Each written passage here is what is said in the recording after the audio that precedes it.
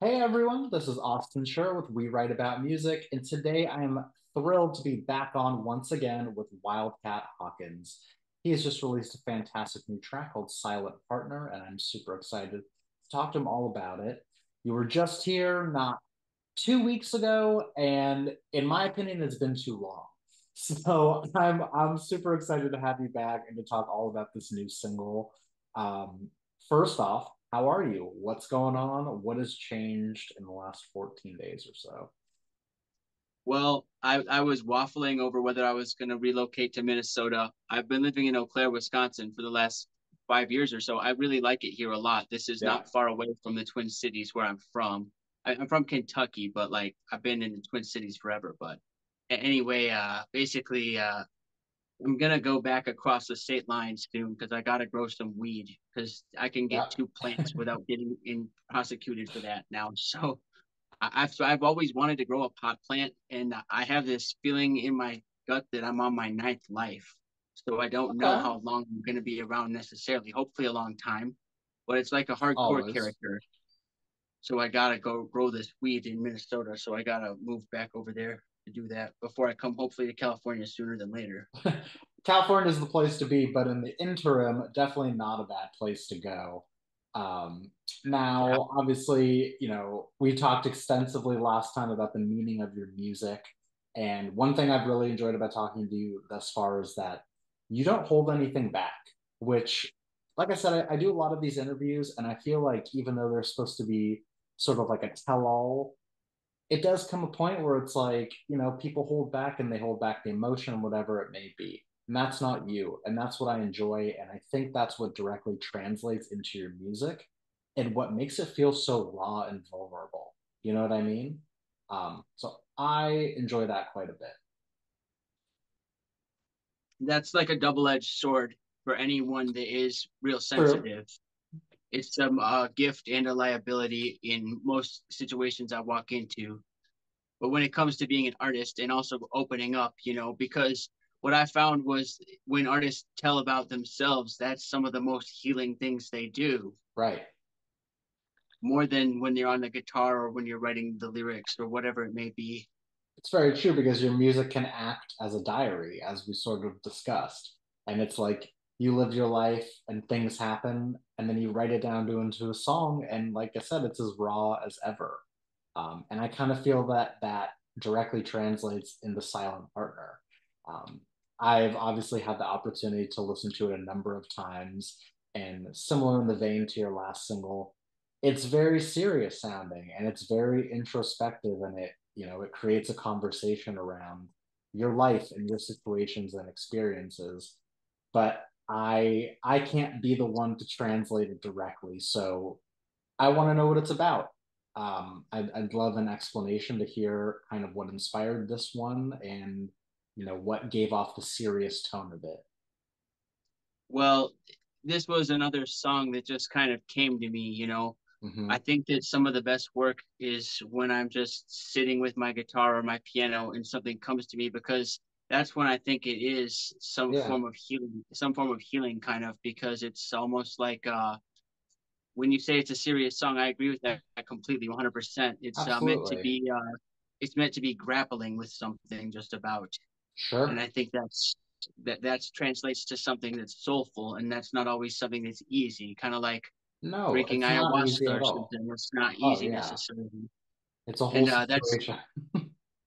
well, the situation is exactly that. So the lyrics of the song, I'm saying that I'm the silent partner here. So I have avoidant attachment. So that traces back Here's the to best when I artist was a beside child. LA's So Reset concert series Right. in 11 just seconds. yeah, just stuff that happened when I was a kid. So basically, that's what I'm talking about. There is how it's hard for me to like get into a relationship with a woman or it actually translates to business a lot and jobs and friends too. Sure. But I'm kind of distant in a lot of ways. I find this is a pattern with me. My friend John Ray said that when I was in high school, everybody liked me, but it seemed like I didn't like them much. And he was 100% right about that, is the thing. It's hard So to admit sometimes. I understand. there was just a lot of stuff going on in my life. And, the Mormon kids like me, when I was 11, I thought that confession was a Catholic thing I'd seen on TV once. I didn't know it was part of our faith Sure. because our church was esoteric in some ways. So basically, I went into the temple recommend interview process that we have in the church, and basically, it's more frontal than a Catholic confession because Yeah. it involves being questioned by an authority figure in a closed door meeting Right. if you were touching yourself in a sexual way. So that is where I was surprised when I ran into that when I was 12. I remember thinking to myself, God, I didn't see that coming. That's a surprise. Yeah. But It's yeah, terrible. but I said to myself immediately often, oh, I laughed it off, because I trained myself to laugh off a lot of things in life. Sure. And I say, it's just one more thing about us. It's a little different, and I laughed it off. That's how it was. But I have friends who grew up in the same community as I did and stuff in Minnesota, and it's the kind of thing that you remember that like halfway into a whiskey bottle kind of thing, like that I ever even understand. happened. So that's why I'm just bringing it up because I think that an artist like me should just bring it up. You There are should. some there are some moms that live in Utah and they don't let their kids go into the temple recommend interviews for the teenagers, and Really. I commend them for that, and I just want to state that. And I think No, that the I'm monkey happy that you are because it's a tough thing to bring up and it's an even tougher thing to sing about. You know what I mean? To have it in your music and to have it be bared to the world. it's not just the LGBT in this case, it's every kid in the church. Yeah, Every kid. So I think I should be the one to bring it up. I've got the cis white male perspective to bring to it, I guess. So true. let's bring it in here. And I think those monkey suits in Salt Lake should amend this process immediately. Just Yeah, change it. All you got to do is change it. So as far as the church itself and whether I think we should raise it to the ground or anything, I'm not even going to get into it. I'm not yeah. even going to say this or that. I'm just going to say this to you. You can amend that process right now because I know it's just like anything. When people try and tell you that you don't have rights as a customer, I know you can wave a wand. I understand completely. Um, Another thing I would love to know is like, I don't, first off, are you familiar with Radiohead's music at all? I'm a big fan of Radiohead. Okay, so immediately as I listened to the song for probably the first, second, and third time, it really reminded me of Radiohead's song Videotape, which, if you're familiar with it, it's just like a slow sort of piano number that keeps the vocals right up front and has an overly serious tone to it. And it's one of my favorite songs of theirs, even though it's, quite simple. It doesn't need to be anything more than it is. And I got that same sort of introspective, serious feeling from this song more than any other of your music that I've experienced in the past. It's something that I really enjoyed, and I feel like if you're able to remind someone of their favorite band, you're doing a good job. So it's more of a compliment than anything. The question isn't necessarily directed to that specifically. It's more like, how did you manage to create the tone on this song? Did it go hand in hand with the topic, or is it just your style overall? Well, the interesting thing about this, and I think you find this with artists sometimes, is that the topic of a song is almost like an addenda to Yeah, the fact that the song was written in the first place.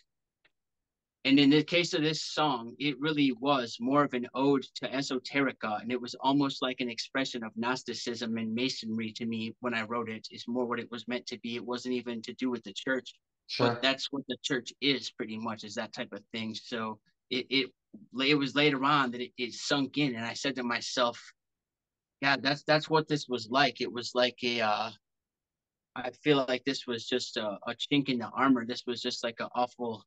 Uh, Experience of esoterica gone awry just about with what happened in the church, and Yeah, I look at it and I relate that to the song, but really the song is just meant to be symbolic in so many ways. And I think that the silent partner in a lot of ways is it's not just talking about myself and how I'm looking for something spiritual when it comes to love. I want to have absolutely. something it's more than just skin deep in the interaction with the woman who I meet. So I do feel a little bit like a fish out of water sometimes when it comes to today's Yeah, culture. I But I completely understand. It's a relatable topic, if anything, and I feel like absolutely the tone and everything else that you've achieved here is it's very special. Um, I know how difficult it is to put everything together like that, and yeah, I just commend you for being open and honest, not only in your conversations but in the music that you make. I suppose a follow up to that would sort of be you've been open enough to open your life up and say, listen, I'm moving cities and states because of these reasons. And I'm making music in the process. How do you fit the music making process into what seems to be a busy life? Like, where do you find the time for it all? Well, I'm kind of stuck in a no man's land right now because I didn't find the right deal yet, but that deal's coming my way. Sure. So it's not going to be, I'm not going to be waiting for my ship to come in all that long. But, and I know about that for a couple of reasons, but, and that's not just astrology. But Yeah, basically, yeah, that's not all that is. But basically, what I'll say is this it's okay with me. And I'm resigned to the fact that for the next X number of months, I may have to pare down what I'm capable of achieving. And that's sure. okay with me because I got to think about life and balance. Like I was saying Absolutely. last time I was on here, I was saying I thought I had some fires to put out more so than thinking about my next single. Sure.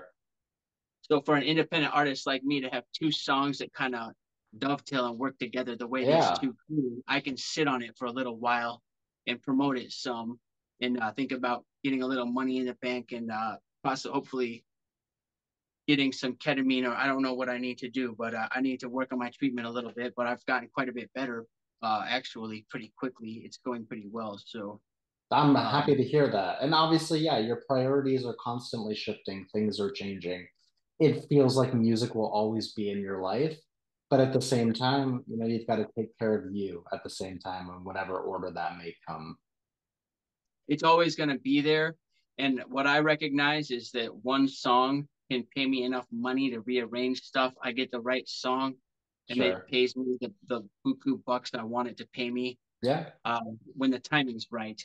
And I that's gonna understand. all that's all gonna transpire, but it's not all the biggest rush necessarily. And that's And okay. Um, in the meantime, though, while you are making music and you're finding time to sort of carve that out for yourself, do you find that it positively sort of puts life on hold for a moment? Anything you might be dealing with sort of stops and you become in the moment with the music? that is how it is, Austin, because everything that I do, I've tried to cultivate a flow state in my life. Even when Love I that. just go on a walk with no music in the headphones. Sure. That's when I gotta try and find birds and try to do it the visual way, not the music way. But Right. it feels real good to it's actually a form of mindfulness if you wanna try and take the woo woo out of it.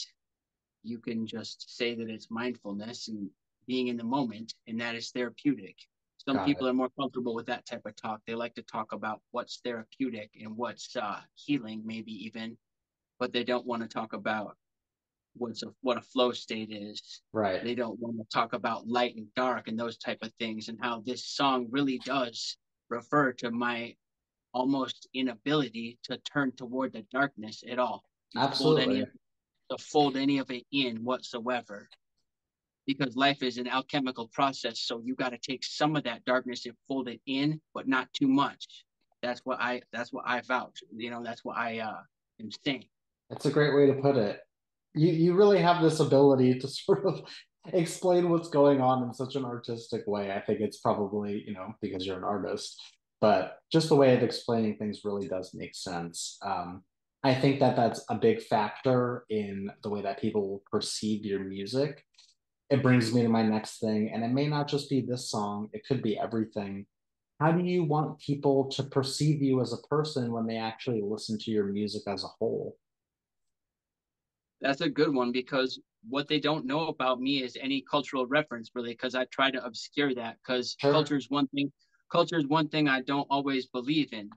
I was raised inside of a counterculture And also, not only that, but I did get involved with a lot of this ayahuasca and stuff and things of that Sure, nature. that'll So, change and you. All right. there's some of that going on. And Yeah, aside from all that, basically, what I was going to say was this.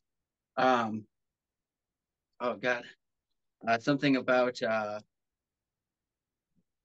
I can't remember what I was talking about. that's okay. I lost my place. No worries. We can move on to the next thing. A little bit lighter, I suppose. Um, because your music is very insular and it feels isolated in a sense. I'd love to know among the people that you listen to or admire, is there anyone you would ever seek out for a dream collaboration? That one person that you think could really put your music over the top, whether it be a singer or a producer, anyone on the back end. Oh gosh, that is a good question. That is a really good question. Uh, I don't know.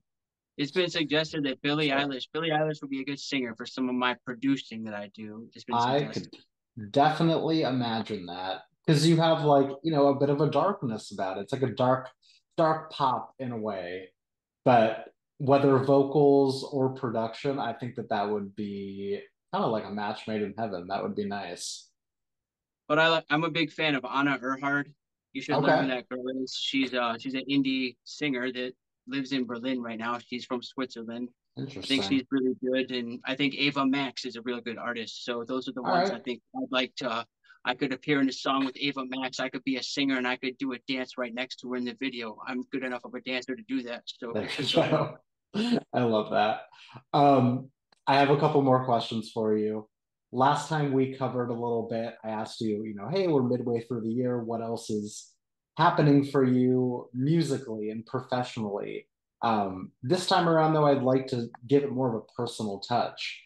It sounds like you have a lot coming up, whether it be in moving or whatever it is. What are some personal goals for yourself that you'd like to accomplish by the year's end? okay, so here's one of the goals was to tell you guys what I'm like, and I just this is gonna circle back because that's what I Nice. forgot when I lost my Sure, place sure. here. There we go. This is the way you Perfect. see me. This is what I wanted to tell people was this. What I kind of am is kind of like a mod, sort of like Morrissey or like Anthony Okay. Gonzalez, kind of. But All right. basically, what I am is I'm gothic, is what I am. I have like a Baphomet type of energy to me, like an inverted pentagram, kind of, Love where it. like I don't really cut the mustard with what a redneck thinks a man should be like, more or Okay. less. I've always been that way. Yeah. So I've always like I fit in with some of these gothic people, I think, because they are sort of expecting the men to have some more feminine traits, and I've always had some of that to me. So, uh, yeah, that's the way I am. I'm kind of like Maddie Healy. Like if I get up and put on my pants in the morning, it's an Sure. affront to traditional masculinity. If I just do the things I want to do, That's a great way of putting it, that's and a how it great way seems to to me. envision it. That's how it seems. I But understand. Um, well, my last question for you here is it's going to be the same question as we wrapped up with last time.